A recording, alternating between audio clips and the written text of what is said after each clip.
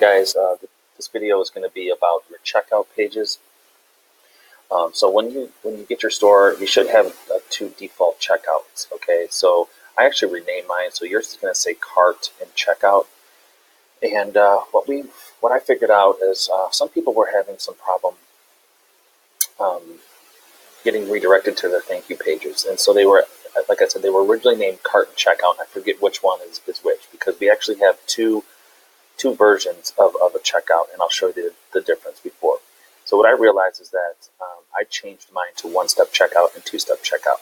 Okay, and the difference is the one-step checkout is like this, to where everything is on one page, and so you're going to enter in the email address here, coupon code, all that stuff, and then the shipping, the payment method is on one page. Now, on this particular one, you're able to, on the one step, you're able to search for the other products, or actually order other products that are in that particular campaign right here.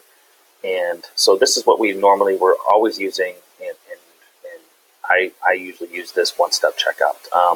Now the difference is that we did create a two-step checkout, and the idea behind this was that on this particular one, if a customer entered their information, especially really what we're looking for is the email address here, once they enter in their information on this, and they can actually continue the payment, and then if they were to abandon cart there, you can still get their email address. Okay, so that's really the main difference.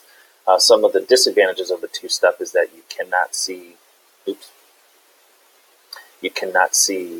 any other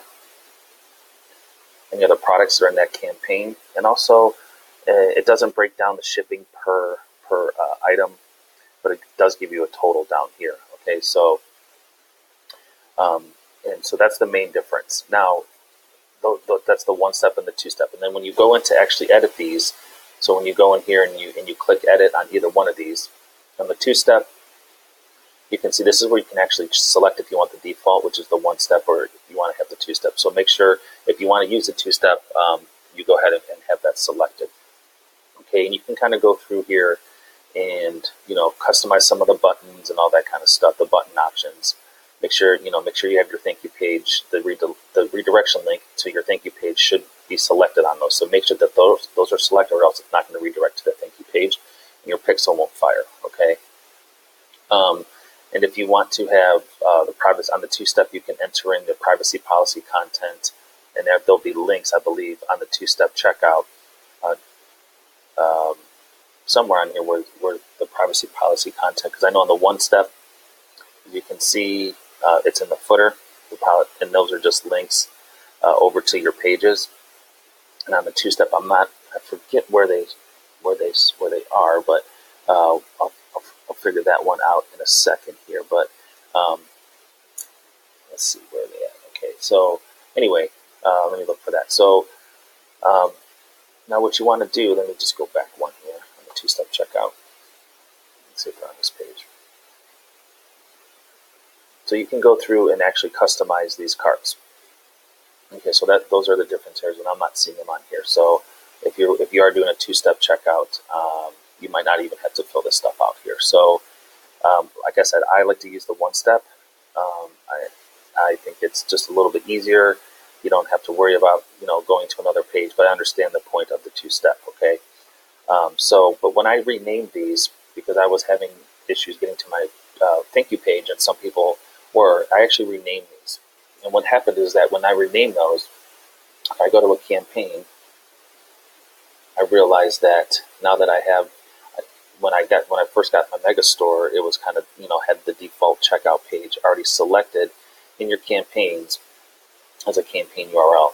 When I renamed them, it actually gave me an option here, and I realized I have to go through and pick that option, and it looks like I have to do that for every campaign. So I'm going to just do it myself, or just have a VA go through and make sure that every single campaign, I think there's like 140 some campaigns, have your carts selected there. So if you're not having any issues with your checkout pages, after you do a test purchase, going to your thank you page, just leave them the way they are, so you don't have to go through and edit all of your campaigns to make sure that a checkout is selected, or else when they hit add to cart, nothing will happen.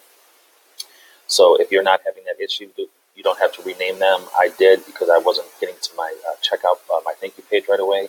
So I did rename them, and then the test purchase worked, but then I realized now I gave the system the option, so I have to go and select those. So it may take me 20 minutes here to select those on all my campaigns. Not the biggest deal, but I understand that we're all under a time crunch. So I just wanted to point those out, explain the difference between the one-step and the two-step.